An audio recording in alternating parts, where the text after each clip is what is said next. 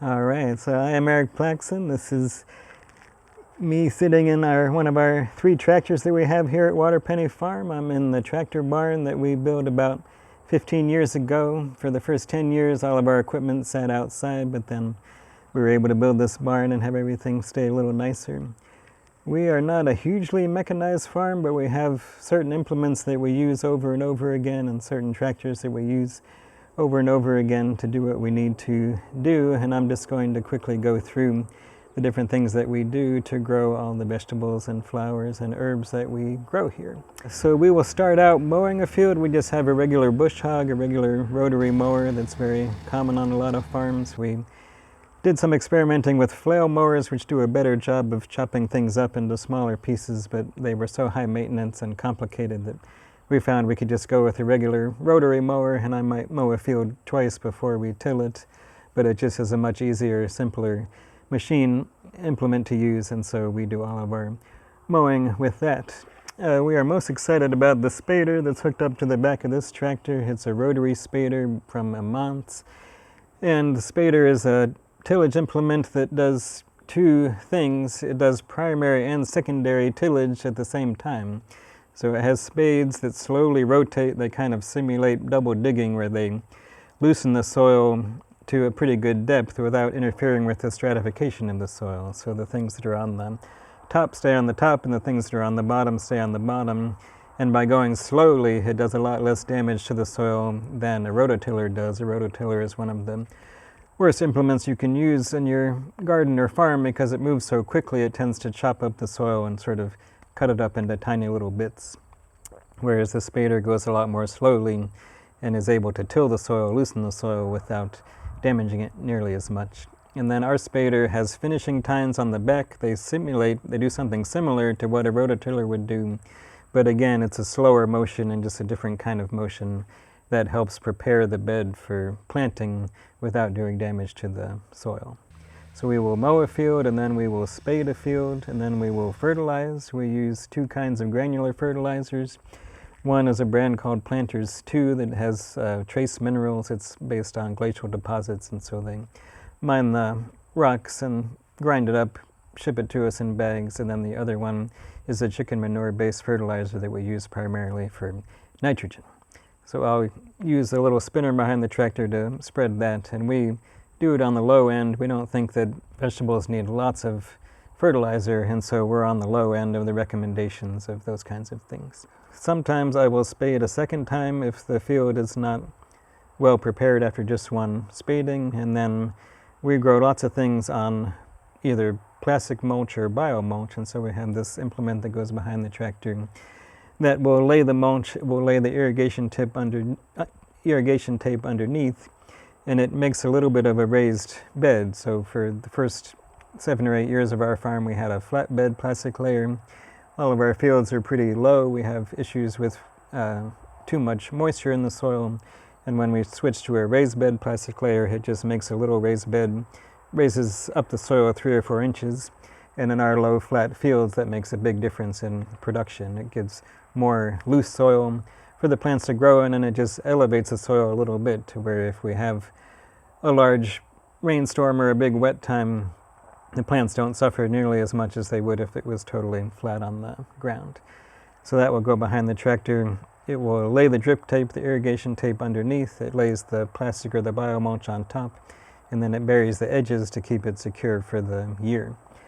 About half of the mulch we use is biomulch, where it degrades and gets incorporated into the soil, and we use that for things that aren't in the ground as long, and we don't mind if the mulch starts to degrade partway through the season. And then we'll use regular plastic for things that are in the ground longer, so something like tomatoes that we'll plant, and by the time we're done harvesting, it might be 3 or 4 months have gone by, and so we want regular plastic to last longer.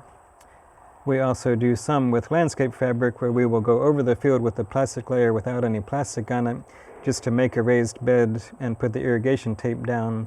Then we'll put a big piece of reusable landscape fabric over the whole field.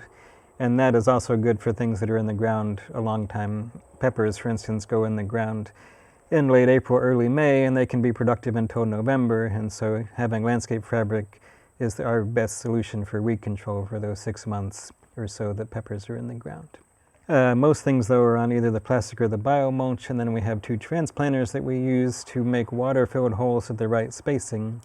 They're called transplanters because they're designed to have seats on them, and you go slowly, have people ride on the implement and plant as you're moving. And we used those seats for the first 5 years of our farm, and then we had kids, and Rachel was not available to be one of the people sitting in the seats. It's a skill that takes some time to develop, and so it's hard to have new people like we often have do something like that where they're planting as they're moving. And we grow a lot of different varieties of things, and so it's not as efficient. If we were doing one whole field of one kind of tomato, we could ride on the planter and just keep planting that one kind of tomato, but we tend to do 25 plants of one kind and 50 plants of another kind and 25 plants of another kind. And so it got complicated to be riding on the transplanter. So now we just use it as a hole marker. We'll just drive more quickly. I'll make water-filled holes at the right spacing, and then we'll all go out there and plant by hand. We like that because I can drive faster. I don't have to be so slow that I'm waiting for people to plant, and then everyone who's working can be helping with the planting. So with the transplanter, you have one driver, you have 2 people planting, and other people need to be doing something else. Whereas if we have 6 people, we can mark, and all 6 people can be planting, and it just feels more efficient. It's an easier way to take advantage of the opportunities that we have. Then once things are planted, a lot of the tractor work is done. We have one other implement that goes behind a tractor that helps us roll hay bales in the aisles. So again, things that are in the ground a long time, we want to use hay for mulch for a lot of reasons. We use it for weed control, which might be the primary purpose of mulch, but it has a lot of other side benefits. So it helps control erosion by keeping the soil covered. It helps add organic matter to the soil, and it provides habitat for both micro and macroorganisms who like having a source of food right at the surface of the soil. And so you can put mulch down, and then a few weeks later, if you pick it up and look, you'll see moist, healthy, active soil, whereas bare soil doesn't seem nearly as active. And then for us, the mulch also helps keep the produce clean, and it prevents the spread of disease. A lot of diseases are soil-borne diseases, and when it rains, the soil splashes from the soil onto the leaves of the plants, and that's how we end up with disease problems. If we mulch and just cover the soil with either the plastic or the biomulch or the landscape fabric or the hay that we use, we eliminate a lot of those disease problems, a lot of that disease pressure.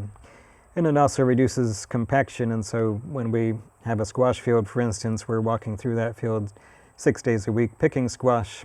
If the field was not mulched, it would have a bigger impact than just from our walking than it would with the mulch there. So we do lots of hay mulching, and we have an implement that's designed to roll a hay bale in the aisle as a person driving the tractor is straddling the aisle. So it just offsets the bale. You can be driving over your row and have your hay unrolling in the aisle.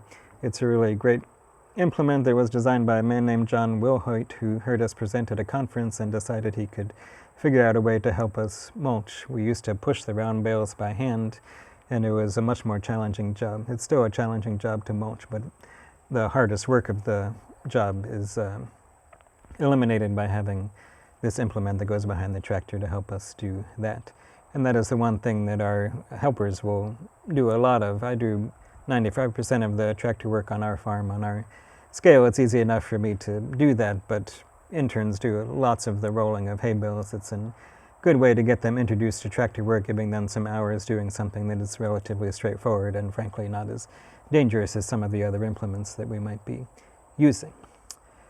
Then finally, after things have been planted for a while, we have a boom sprayer to apply fertilizer in a liquid form. So we use a liquid fertilizer called Neptune's Harvest that is based on fish and kelp.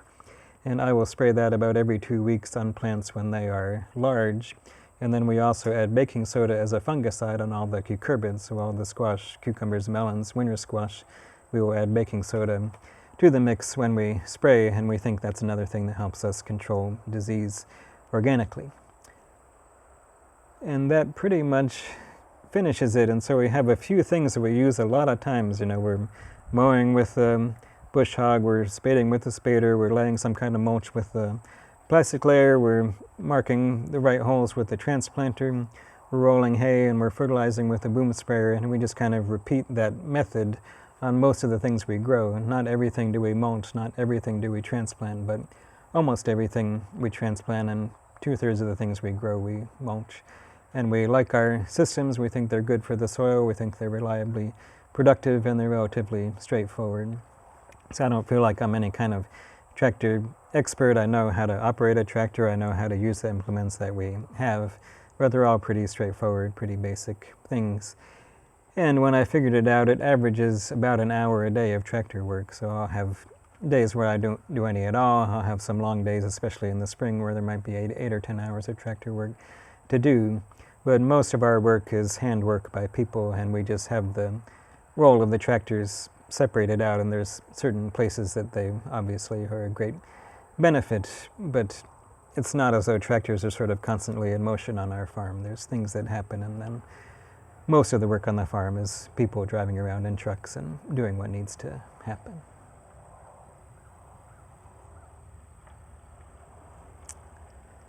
How was that? What did you say? I know, that was like good timing. Were they in the shot? Yeah, they're in the back of the shop. All right. Yeah. Okay. Pretty good for speaking extemporaneously, wouldn't you say? Your dad's some kind of genius.